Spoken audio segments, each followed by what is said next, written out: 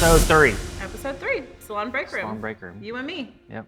The first episode we talked briefly about each other and our stories, but I feel like people want to get to know you. Like when we ask the staff, like what should the next podcast be about? What do y'all want to hear?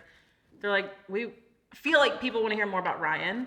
And they want to get to know you better because you work behind the chair 2 days a week, Wednesdays and Fridays, and just one at each store. And so a lot of the times the clients will even be like, is that the David Ryan? And we always joke like, that's the David Ryan, which I know you hate because you do not like the attention. But I don't know. I just feel like people want to get to know you better. So you talked about opening the salon and that you do this obviously for the staff. Mm-hmm. What got you in, like, why did you want to start doing hair? They were 2 brothers that were barbers that I used to get my hair cut by. Daryl and Jerry. And I was 17. Like I was going to the military. That was The my military? goal. Yeah. Like to do what? The Navy. The Navy? The Navy. Yeah. I never knew that about you. You didn't know that? Not ever. Ever. Ever. Yes. Well, that's what my uncle had talked to me about doing. And whenever I was 17 or 18, I had no motivation for anything. I wanted to party and I wanted to have no responsibility. And so I think it was a mixture of maybe my parents and my uncle saying, you need to get your stuff straight and you need to go to the military. So that was the conversation I had. And then I took this girl to hair school. I didn't even know that's where we were going, but I drove her up or went with her or something to the hair school. And I walked in and there was a bunch of people in there and she was signing up and I sat down in the chair and a bunch of the girls came up and they were like, are you gonna go to hair school? Are you coming here? And I said, no, I'm going to the military. And they said, the girls just approached you and they're like, are you coming in here? Yeah. Ryan. Because I was sitting in the waiting room, Yeah. like basically looking like I was waiting to Yeah. go in. And they said, you're going to go to the military? And I said, yeah, I'm going to the Navy. And they said, you're going to go spend your whole life on a boat with a bunch of men when you can come and do hair with a bunch of girls? And I was like, that's genius. Oh my gosh. So I'm like 17 years old. Yeah. And that was the beginning of it. And I went home and I said, this is what I want to do. I started thinking about the guys that were cutting my hair at the time. And I just thought that they were just some really cool people. And I was young. I was making very quick decisions. So they weren't anything major. And so signed up for school that next week. That's so crazy. That's like the opposite of what usually girls would say. They wouldn't be like, I want to be around a bunch of dudes. I'd never thought about it before. It was literally an overnight, never thought about it. So you went to school. How was hair school? It was weird being the only guy in there. You were the only guy. For a while, yeah. It was quite interesting. What's like the first thing they teach you in there? I remember the first thing that was really hard was they took a mannequin head and they shampooed it all up and they let it air dry. And they asked me to brush the hair out. So they gave me a brush. I had no idea. I was like, had no idea what I was doing. Yeah. And then I had to start doing different things. They taught how to do nails and pedicures. I didn't want to do that. I had someone's toenail fly in my mouth. Oh my God, Ryan. And I was done. I was like, I'm not ever doing this ever again. Oh my God, that is so gross. So I finished that. That was Oh my 9 months, 1,500 hours. And I got out. And my mindset was the hairdresser, after learning a lot about the typical hairdresser, was it allowed me to party. It allowed me to be irresponsible. It allowed me to That's so gross. I'm sorry, I'm still thinking of the toenail. Ew! You know how I am, I hate feet. Okay. be late to work. Yeah. And at school? Is that what you're talking about No, at school? like being the hairdresser that people assume how hairdressers are. Yeah. is unprofessional. And so that I gave in to that being my life because it was a good excuse to be able to say, I'm a hairdresser. And I don't know, I think that changed really quick once I got into the salon. In the first salon I ever worked in, I had no idea what I was doing. Did you assist, or did you just get No. into a salon and started like I doing went hair? straight in and did hair. Like color or? Color, cut, everything. I messed a lot of hair up. I bet. Yeah. Oh my gosh. And then that salon closed down, or it was about to close down. It was like 8 o'clock at night. 9 o'clock at night, I was the only one there working. And I saw this big black truck pull up, and I saw two guys get out of it, and they're like peeking in the window. And they both had a cigarette in their hand. They were all dressed in black. And I'm there by myself. I'm 18 years old. Oh my gosh. And I'm like, am I about to get robbed? So I went and I was like, gonna lock the door, but I peeked out and I said, can I help you? And one of the guys said, you know who I am? And I was like, nope. Well, he's like, I own a salon down the road. Pack your things, meet me at the salon on Tuesday. This salon's closing. And I was like, what? I don't even know who you are. So for some weird reason, that's what I did. Packed my stuff. You just listened? Yeah. Okay. Packed my stuff, showed up at the salon, and went straight into assisting. I mean, just assisting. So you assisted shampoo. the guy that was peeking through the window, creeping at 8 yeah. o'clock at night. Yeah. You were like a young, crazy kid then. Yeah. That's nuts. But it was worth it because isn't that who was your mentor? Became your mentor. Yep. And you worked for him for a while. 7 or 8 years. Wow. So I did assisting for 2.5 years. I mean, shampoo, blow dry, probably 25 a day at least. It was a very, very busy salon. And just started learning and not just learning about hair, but realizing that learning about people. And he definitely was my mentor. He was the person that taught me everything about the industry. 7 or 8 everything. years. Yeah. 7 or 8 years.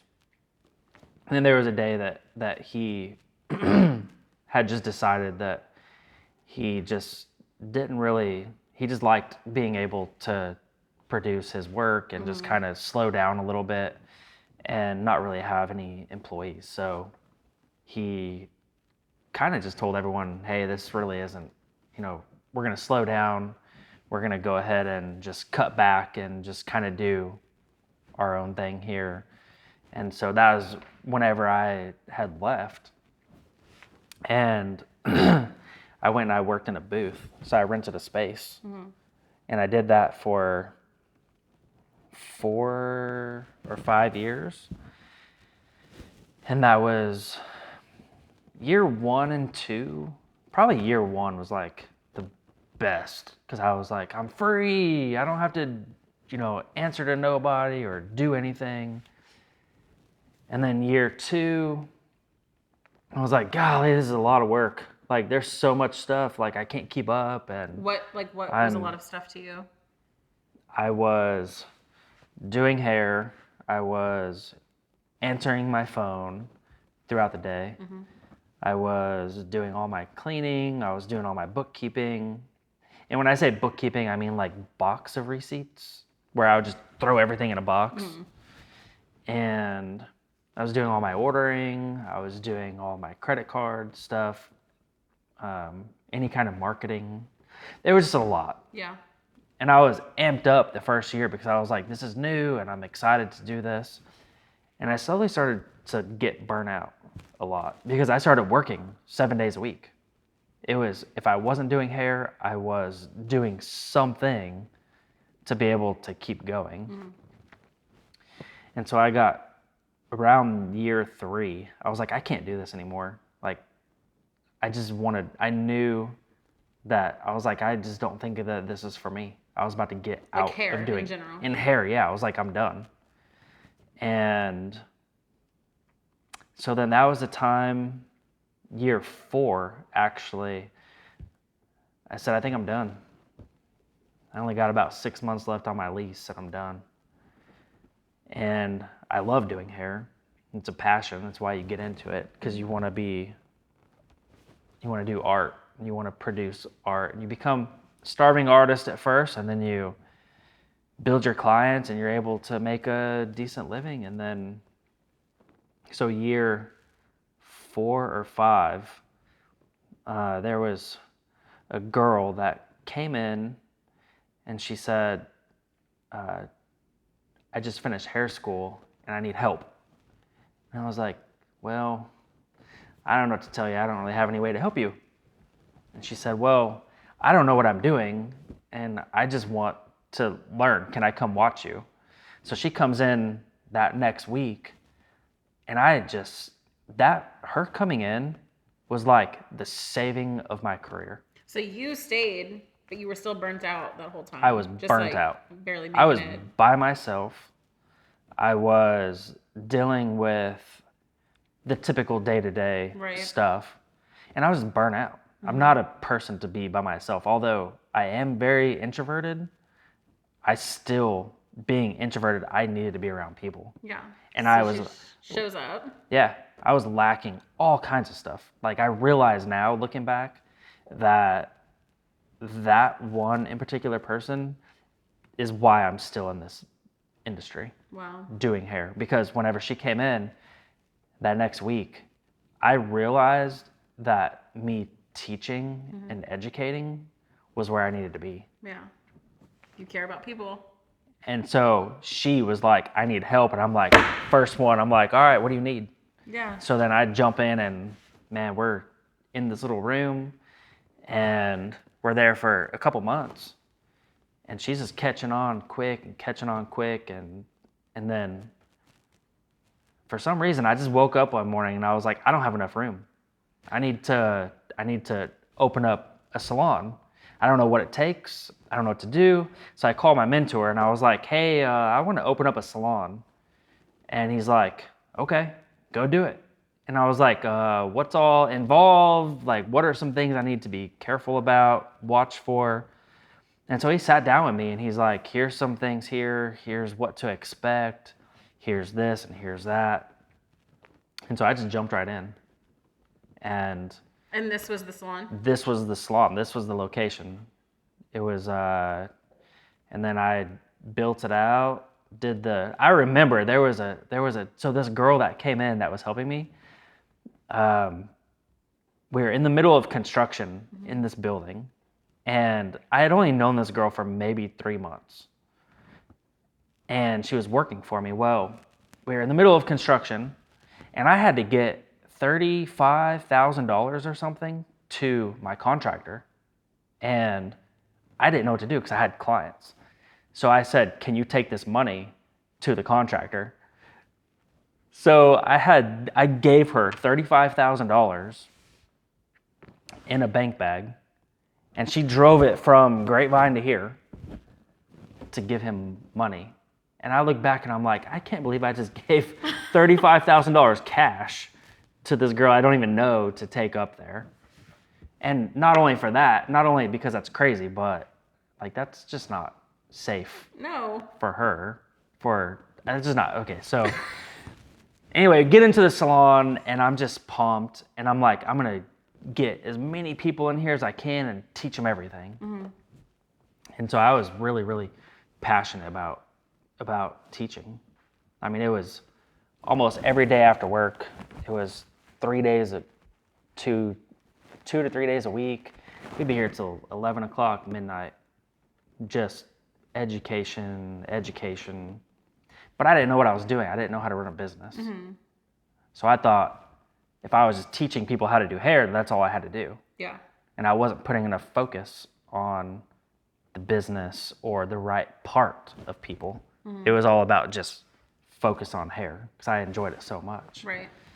And then that kind of got me into some problems because you just learn along the way. Yeah. Having a business and having employees, it's really it's hard to learn at 20. I don't even know how old I was. I don't even know. But not knowing people very much, I had to quickly learn about people, and I realized that overall, what keeps me going all the time is that I just love people. Right. I love them. You like do. I have to. Like there's no choice. How you think about people and how you act is going to come across by people. How you perceive them in your heart is how they're going to take it. Yeah.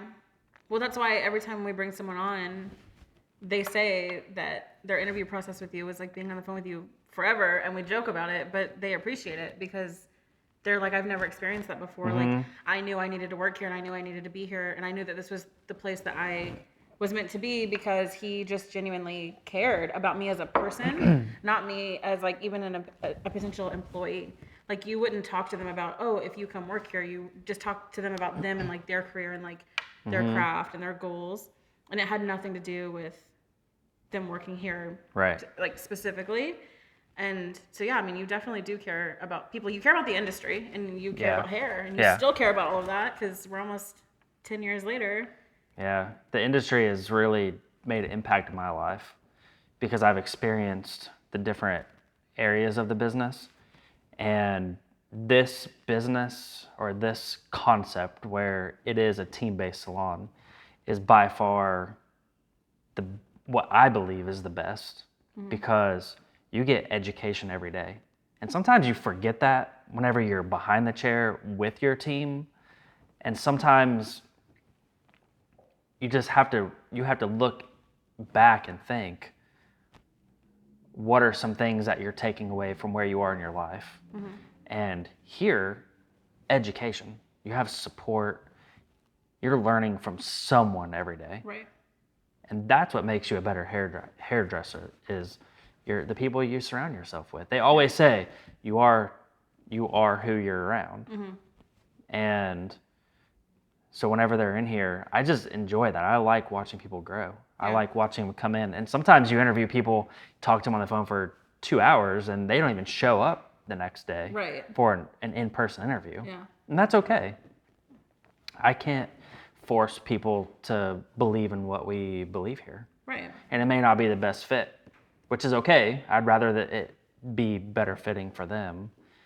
And for me is I can talk to you for 2 hours and tell you how I can be here for you if you're struggling in any way, whether it's education, financial, work-life balance, and I can't force them to commit. Right. But if they commit, I won't let them down. No. We will take them as soon as they commit. It's game on. From that moment on is how can we pour everything we have into that person. And I think too, it's also because, I mean, I don't come from the hair industry, but we both have been in industries where we understand burnout and it's inevitable. It's going to happen. And just because of the person that you are and because of the people that we bring on into the team, we acknowledge that people get tired or people have bad days or people have, whatever, their goals change or whatever the case is, but we're all here to support one another, management and coworkers too. And so that's just really cool. I mean, I know, like you said, if that girl hadn't come into your life, you were isolated. You were in a room by yourself. You had these clients. Your lease is almost up. You're like... It was like a prison for me. Yeah. And After 5 years of that, every day, I mean, I'm not an angry person, and I'm usually just very calm, and I don't get mad. But there was a time at that year 3 or 4 that I was fine. I was so isolated that I remember thinking in my head, like, I'm about to throw this phone at the wall and just break it. Like, I hated my phone. I've like never seen that. I hated my phone. It was constant. And I was busy. We hear that all the time. Like, I was doing good. Financially, I was doing great. I was making great money. But I just was so burnt out.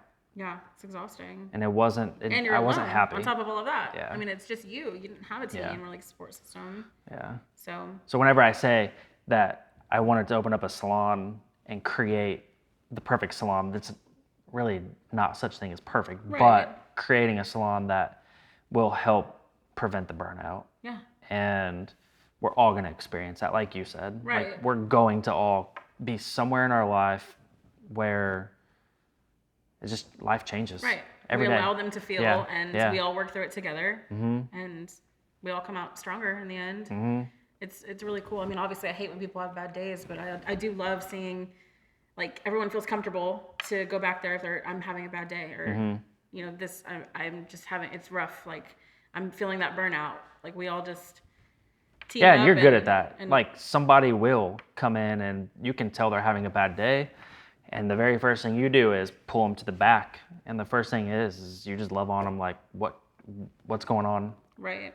Where can we help you? Yeah. How can we be here for you? We're just here to support everybody. Yeah. I mean, this is their career, and I take that serious. I mean, that's what I even tell my front desk. I'm like, if you want to work the front desk, you're gonna have to understand that a front desk job at a hair salon might not be your career, but all these people at these chairs, this is their career, and you have to take that so serious. Yeah. I mean, they chose that. They chose to work here. I'm honored that they also chose to work here, not so much that we just chose to hire them. We're a great team, and I respect everyone, and I want the best for everyone. And you are allowed to have a bad day here, and you are allowed to experience burnout, and that's normal. And if you don't experience it, I'm probably worried about you. Like, what are you what are you taking? What are you doing? What's going on? But no, I love that we all support one another, and they know too that you've experienced that, and you let them know that it's okay to feel that, and that there is a way out of that feeling where you can still continue to remember where you came from and remember why you started doing hair, and just continue to thrive. Just work your way out of it and keep going. Yeah, because it's not always about making money. No. You can come out and make all the money you want, but they always say that money doesn't buy the happiness. It makes life easier in a lot of ways, but you can make all the money and be miserable. And then you're not going to like your job, period. Right. You may not like your home life, you may not like your job, but if you can find a way to not be burnt out and fall in love with what you do again, Yeah. and still make a good living, then you can go home and be with your family. Right. Well, these people's goals change too, and Yeah. you know, they might be working full time and have back-to-back, double booked, crazy schedules, and their life might change. You know, something might happen. Things happen where they need to slow down, and I feel like sometimes if you're by yourself, like in a suite or whatever, that's when you can experience burnout or get complacent or get a little lazy or whatever, and start backtracking. And being in a setting like with us and our team, that's whenever we can acknowledge it and say, whoa, like, we don't, like, we're here to support you and, you know, be there for you, but also we want to keep you afloat and keep you, like, shake you a little bit and get you back on track. But yeah, the support's good, because Definitely. I remember being in the suite, and whenever I say I was doing all of it, I'd wake up with 101 fever, chills with the flu, and I still have, 8 clients on my books that I'm in charge of calling and canceling them and moving them and throwing up at the same time. And I'm like, it's just a lot. There's a lot of responsibility if you want to keep your guests happy and take care of them, which you should. But yeah, that's part of being able to give the freedom and the balance. Like, that's part of a freedom. And it's a luxury to be able to just come in and do hair for 35 hours a week and go home. Right. You have nothing at all to worry about. So you experience that. Yeah. You open a salon, you create a space where people can feel what you felt, but still be supportive and thrive the way that you have by coming in here and opening a salon. So it's kind of like full circle. Yeah. And they know that, and you share that story with them too. So you have a really great relationship with all the stylists here. And I love that. I try it's to. so healthy. Because sometimes people can get nervous working for like a man. It's just how it can be. I was in the makeup industry, and it was like that too. If we saw a man in the cosmetic world, we were like, eh. And in the hair world too, they're like, do I want to work for a man? But you just make it so healthy and just so safe, and you really do care about people, and I love that. I love them. Yeah. I mean, I if I didn't, I wouldn't be able to do this. You'd burn out again. I would be burnt out. But loving people is really just, not even here, but just in life. have to love them. Yeah. And whenever that rolls over into work, then it really gives you a lot of that's what gets me out of bed. Not just because I need to have a business going to support my family and my wife and kids, but there's all the people that work for the company, their family and their kids. And whenever you really break it down to like their kids, like we're here to make sure that their kids are eating and that they have time with their mom, that they have time with their dad. Those are big, big things that we take for granted. And the time is just that's what I love about what we do here. So you started out just girls hitting you up. Are you going to do hair? Are you starting hair? You're like, I guess. And now you're here 10 years later, however many years. This salon 10 years, but before that even longer. You opened another salon and you're just still going. Yeah. I just don't think I have a problem saying no. And if I see somebody that has potential to be from here to here, I got to have room and space for them. Yeah. You definitely are like You got to be able to like, provide for them. We got to make it work. How do we make it work? Like, I care about this person now. Yeah. We're going to, we do. We figure it out. Yeah. We find a way. And that's something I can depend on you too, because like I'm behind the chair Wednesdays and Fridays, and it's hectic whenever I'm here most days, and I don't get but 5 minutes ever to be able to walk by and give you a hard time or, eat or something. Right. But on the other days, whenever I'm not here, I get to really focus on the business. I get to focus on making sure that all of our financials are in line.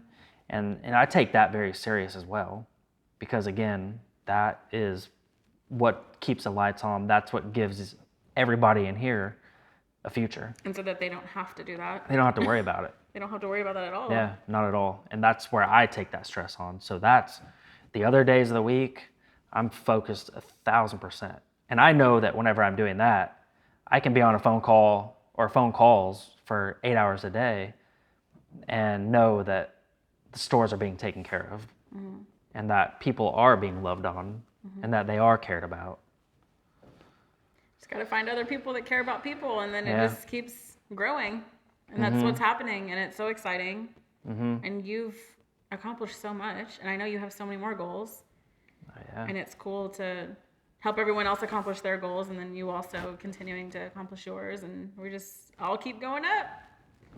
That's a plan. I love it. That's a plan. And you just renovated everyone's break room. Both the break rooms are now upgraded, updated, and all of that good stuff, which they love. So we're just constantly doing things to grow and be better. And anytime that we can give back to our team and give them better opportunity or better space or better anything, we're going to do that. Yep. Anything. Whether it's all the way down to just redoing a break room. That sounds small. Yeah. But there's a lot of things that are important by doing that. So this podcast was mostly just for everyone to have an opportunity to get to know you better. If there's any like potential stylists watching this podcast, what would you want to say to them right now? Ooh. Don't give up on your dreams. You're in this industry for a reason. And if you are in a burnout, it doesn't have to be that way. There are solutions to get past that. And there are teams out there, whether it's us or another salon down the road that has team-based salon, it's an encouragement for yourself to be able to get into a place like that, to really flourish and kind of find back where your passion is and really just figure out where you belong. And that wherever you are, whether it's a year into the business or if it's 25 years into the business, there's always a place for you.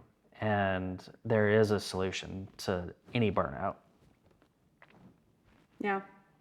I would just say, not that you asked me, but I would just say that there is success for you. Like, there is success for anybody that wants it. And I know, at least for us, we have tools and we have ideas and we have structure and we have things that we can help implement for each individual person based off of what their goals are, what success is to them that can help them reach that. And I'm sure other salons have that as well. I'm here, so. Yeah, and whatever it is, like people's idea of success is different. Right. So we try to hit every point. So we've got education, if education is important to somebody. Right. We have tons of that. Sometimes we have too much where people, it's just too much. Like Sometimes, another one, like, yes. yeah, they're like, education again? And it's like, yes, but that's what makes us who we are. Right. And they're always grateful for it afterwards. They're like, that was fun. I'm Yeah. like, we told you. Yeah. And then if there's stability, we provide that where they can support their family, whether it's financially, being able to be there with their family, getting your family health insurance, paid time off. All those things are important to a lot of people and not important to some. Right. So, but it was important for you to be able to provide. Oh yeah. We don't even have to provide it. And I want to provide that because I know how important that is for some. Because you say you care about people's families and you do by being able to provide it's this. a big expense. Right. But to me, I lay my head on my pillow at night and I know that there's just not a whole lot more that you can offer to people, and we will give them everything we can. Right. Everything we can. Yeah. As long as we can keep our lights on, then we'll give back. Yeah. We're a good team. Yeah. You did it. We're still doing it. Well, we all did it. That's what we is we. Yeah. We. Yeah. And we're all doing it.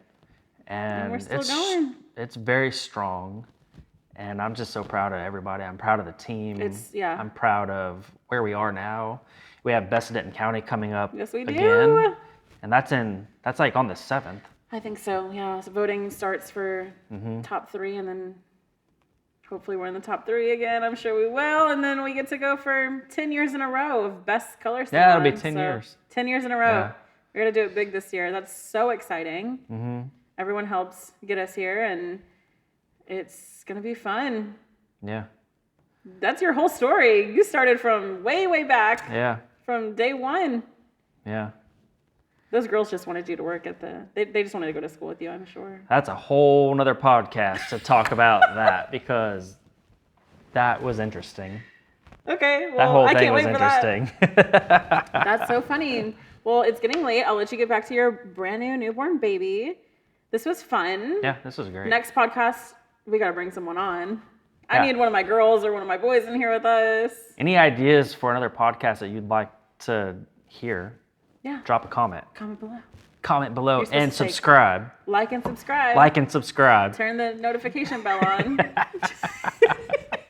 Well, this is fun. We don't have a handshake, so should we just like fist bump? Okay. Episode 3. We did it.